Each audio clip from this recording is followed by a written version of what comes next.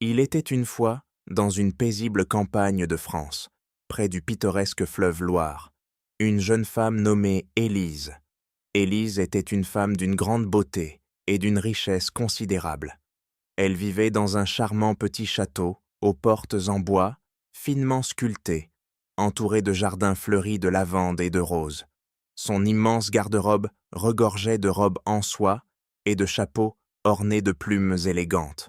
Elle possédait aussi de précieuses boîtes à bijoux, remplies de bagues en saphir et de colliers en or étincelant. Tous ces trésors lui avaient été légués par son père, un célèbre marchand de vin, avant qu'il ne s'éteigne paisiblement de vieillesse. Les villageois la regardaient on et toujours avec admiration lorsqu'elle se promenait dans ses somptueuses de tenues. Pourtant, Élise était différente. Elle préférait la compagnie des nobles et des riches, ceux qui savaient lui parler des grands crus et des bals somptueux.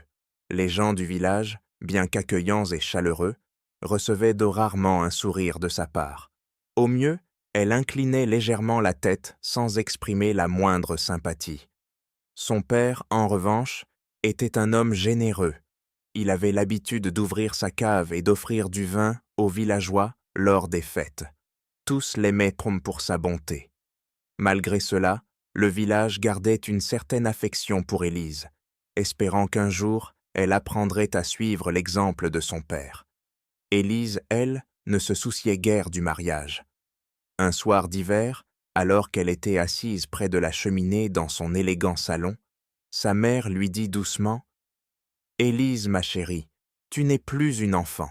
Il serait temps de trouver un époux. » Élise esquissa un sourire fier et répondit « Non, je veux un homme exceptionnel. Il doit être plus riche que moi, d'une élégance irréprochable, et n'avoir jamais été marié. » Les villageois murmurèrent entre eux. « Un homme comme ça? Mais où pourrait-elle le trouver? Personne ici ne répond à de tels critères. » Alors Élise attendit, rêvant du prétendant parfait qui, elle en était persuadée, apparaîtrait un jour. En attendant, elle profitait de sa vie luxueuse, contemplant les portraits à l'huile, accrochés au mur, et les lustres en cristal, suspendus au plafond de son château, sans jamais songer à partager tout cela avec quelqu'un. Un après-midi de printemps, au bord de la Loire, Élise fit une rencontre inattendue. Julien venait d'une ville voisine. Il était lui aussi riche, héritier d'une célèbre maison de vin. Toujours vêtu de costumes parfaitement taillés et coiffé d'un élégant chapeau, il affichait une allure des plus distinguées. Élise fut immédiatement séduite par sa fortune et son raffinement, tandis que Julien, lui, était charmé par sa beauté et son assurance. Leur mariage fut célébré rapidement, et ils s'installèrent ensemble dans le château d'Élise. Tout semblait parfait au début. Ils organisaient des soirées somptueuses, dégustaient les meilleurs fromages et savouraient de délicieux macarons. Ils formaient, en apparence, un couple idéal. Mais très vite, des tensions émergèrent. Élise voulait tout contrôler, du choix du vin au placement des couverts sur la table. Lorsqu'un jour Julien proposa d'inviter des amis à dîner, elle refusa sèchement. « Non, nous faisons les choses à ma manière. » Étant légèrement plus âgée et, selon elle, plus expérimentée que Julien, Élise estimait que toutes les décisions devaient lui revenir. Un jour, Julien dut se rendre à Paris pour un prestigieux salon du vin. Avant de partir, il lui dit « Attends-moi ici, je reviens bientôt. » Mais Élise n'en fit qu'à sa tête. Sans prévenir, elle fit atteler sa calèche et partit rendre visite à des amis dans une ville voisine. Lorsqu'il rentra, le château était plongé dans un silence inquiétant. Il demanda au domestique « Où est Élise ?»« Elle est partie, là, monsieur. » Julien attendit un jour, 2 jours, 3 jours. Puis, enfin, Élise revint, un élégant sachet de pâtisseries entre les mains. « Où étais-tu » demanda Julien, furieux. « Pourquoi devrais-je te le dire ?» répondit Élise, fronçant les sourcils. « Je suis libre de faire ce que je veux. » Une violente dispute éclata. « Tu dois me respecter, je suis le maître de cette maison, s'exclama Julien. Personne ne me dicte ma conduite, répliqua Élise avec colère. Finalement, elle fit ses valises et quitta Julien pour retourner vivre seule dans son château. Les villageois murmurèrent à nouveau « Élise a quitté son mari. Que va-t-elle faire maintenant ?» Puis, Élise rencontra Pierre, un homme du village voisin. Pierre n'était ni aussi riche qu'Élise ni aussi prospère que Julien, mais il avait un cœur en or. Toujours prêt à aider, il réparait les charrettes des voisins, préparait du pain pour le partager avec les habitants du village et apportait de la chaleur à ceux qui l'entouraient. Élise se dit « Il est si gentil, exactement ce que je recherche ». Alors ils se marièrent. Comme Pierre ne possédait pas de grande fortune, il vint s'installer au château d'Élise. Il faisait tout pour la rendre heureuse. Il plantait des tulipes dans le jardin, préparait des croissants chauds chaque matin, et chaque soir, il lui servait une infusion avant qu'elle ne s'endorme. Avec ses modestes économies, il lui offrait parfois de petits foulards en soie, en murmurant toujours « Je veux seulement voir ton sourire, Élise ». Au début, Élise était ravie. Elle se sentait comme une duchesse, et Pierre, tel un serviteur dévoué. Mais peu à peu, elle réalisa que Pierre ne rapportait pas d'argent à la maison. Il passait ses journées à s'occuper d'elle, mais l'entretien du château demandait des moyens. Il fallait réparer les fenêtres, acheter du charbon pour se chauffer. Élise commença à penser « Pierre est gentil, mais il ne contribue en rien. Il ne fait que vivre de ma fortune. » Une nuit, elle le lui dit « Tu es bon, Pierre, mais la bonté ne paie ni les bouteilles armées de vin, ni l'entretien du château. » Pierre baissa les yeux, peiné. Il voulait la rendre heureuse, mais sans argent. Que pouvait-il faire? Sa mère lui conseilla « Ma fille, tu dois choisir, un homme au grand cœur ou un homme capable d'apporter de la stabilité financière. Quelqu'un qui passe son temps à s'occuper de toi n'a pas le temps de gagner sa vie. » Élise réfléchit longuement, puis déclara « J'ai besoin de plus que de la gentillesse. » Elle regarda Pierre droit dans les yeux et lui dit « Pars, tu n'es pas l'homme qu'il me faut. » Pierre quitta le château en silence, laissant Élise seule dans sa grande demeure. Elle possédait toujours tout, sauf le bonheur. Les villageois chuchotèrent de nouveau. Élise a encore quitté son mari. Que va-t-elle faire cette fois? Puis, Élise rencontra Antoine, un homme sorti tout droit d'un rêve. Antoine était beau, immensément riche, et n'avait jamais été marié. Il possédait de vastes vignobles à Bordeaux et une flotte de carrosses luxueux pour transporter ses marchandises. Antoine était aussi généreux. Il couvrait Élise de robes haute couture venues de Paris et l'emmenait voguer sur la Seine lorsqu'il visitait de la capitale. Élise pensa aussitôt « Antoine est parfait ». Ils se marièrent et au début, tout fut merveilleux. Ils organisaient des dîners en plein air, dansaient mamarés sous la lueur des lanternes et savouraient du champagne pétillant. Mais au fil du temps, Élise devint égoïste.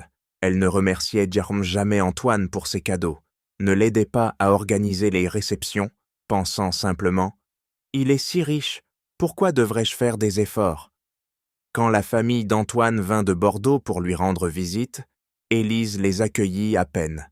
Elle ne leur proposa ni café ni conversation, se disant « Ils peuvent bien se débrouiller seuls, ce n'est pas mon problème. » Les parents d'Antoine en furent peinés.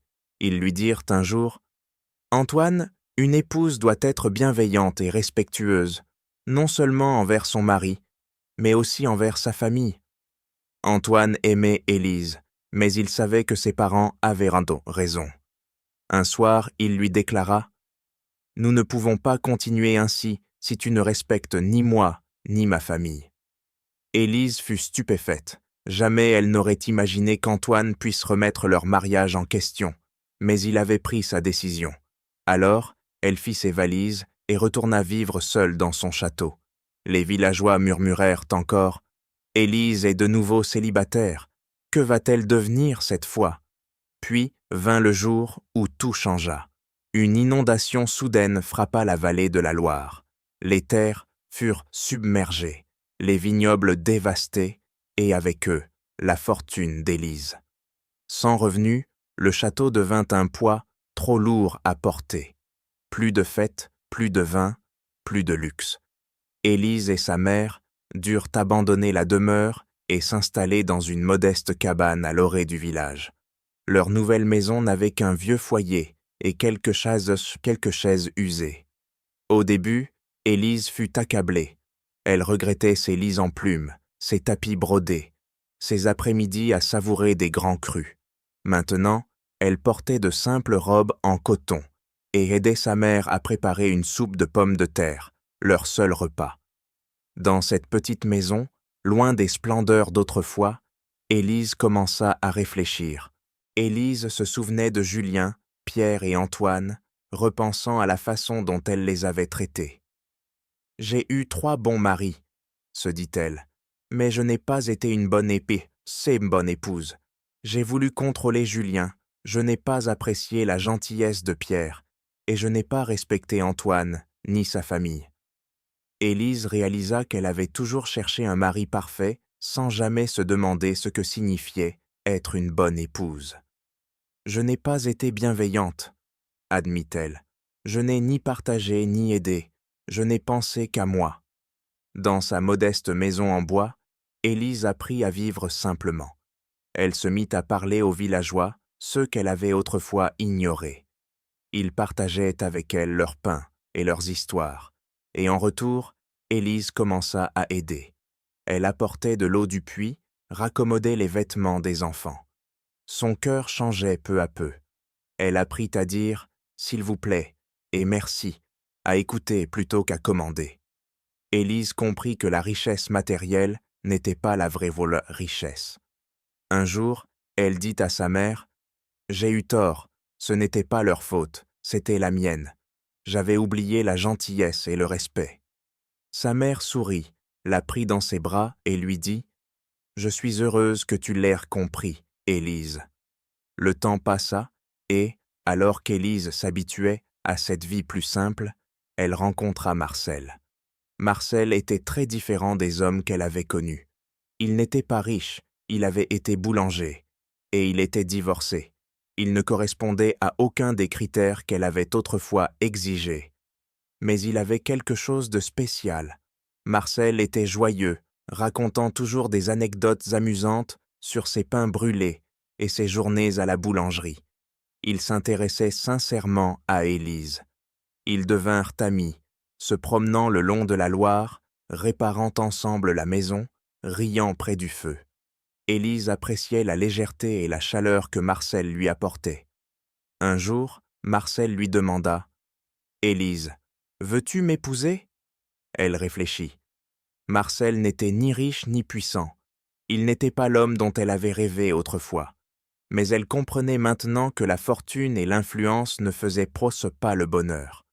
Ce dont elle avait besoin, c'était d'attention, de rire, de partage.